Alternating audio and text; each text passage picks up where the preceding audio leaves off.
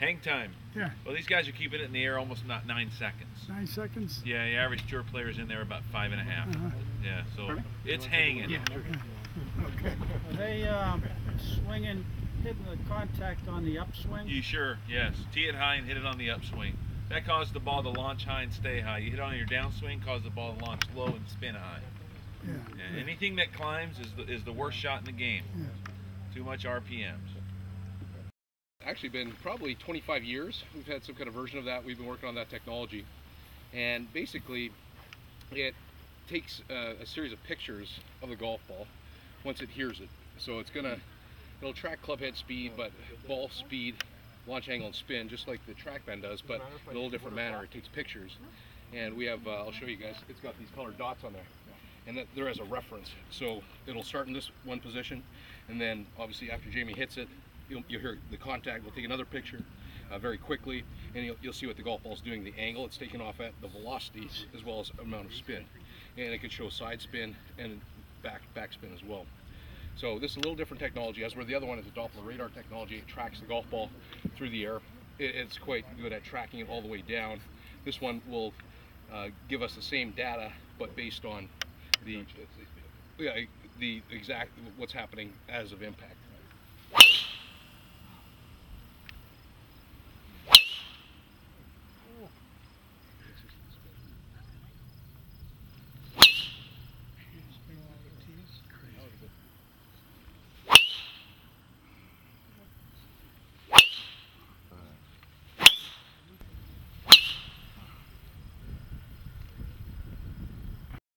How would you describe your technique versus his? I mean, you 10 years ago were there, but now what are you doing different than Jamie? Well, I have always, Jamie and I pretty much similar positions at one point in time. Like when I was 26 to 30 years old, I was able to get that club in this position a lot easier. Now, a little bit older, you lose a little bit of flexibility and such, and a few injuries down the road, but him and I probably got in a very similar position at the top. Hands very high. Very tough to teach this position unless you teach golf from a very early age. See the guys even on tour, they get their hands to here, but to get them to that hanging vertical position at 12 o'clock, very difficult. You need a lot of shoulder flexibility, torso and trunk flexibility to get them to that position. But Jamie and I from here, but I've always got rid of that angle pretty quick, which enabled me to hit it pretty straight. And that's probably one of the reasons I've won a few championships, because I've been able to hit it straight under pressure most of the time.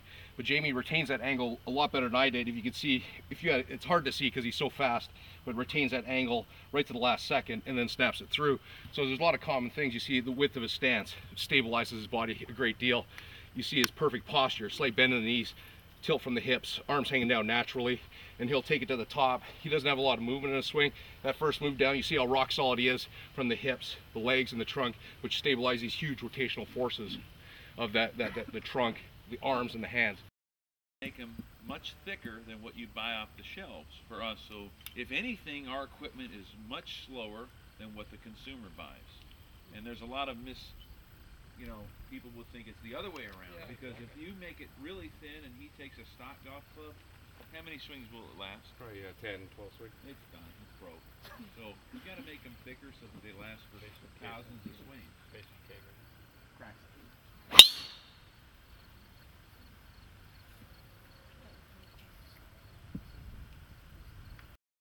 Club speed, ball speed.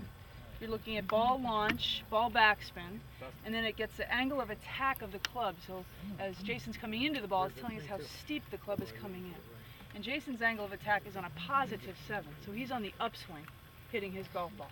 And with an iron, you hit down on it, driver, you want to sweep up on it. Then it gives us his carry and total distance. For that last shot, it was 319. Yeah, first one out of the gate, and almost off missed the the whole top. club.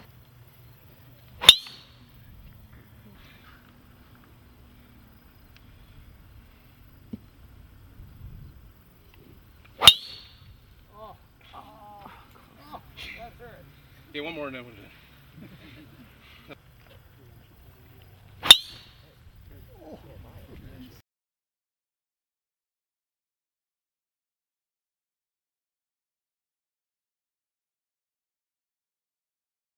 I personally think you can teach somebody how to generate velocity, but their gift of how much speed they have is really, you're either going to be a long hitter or you're not.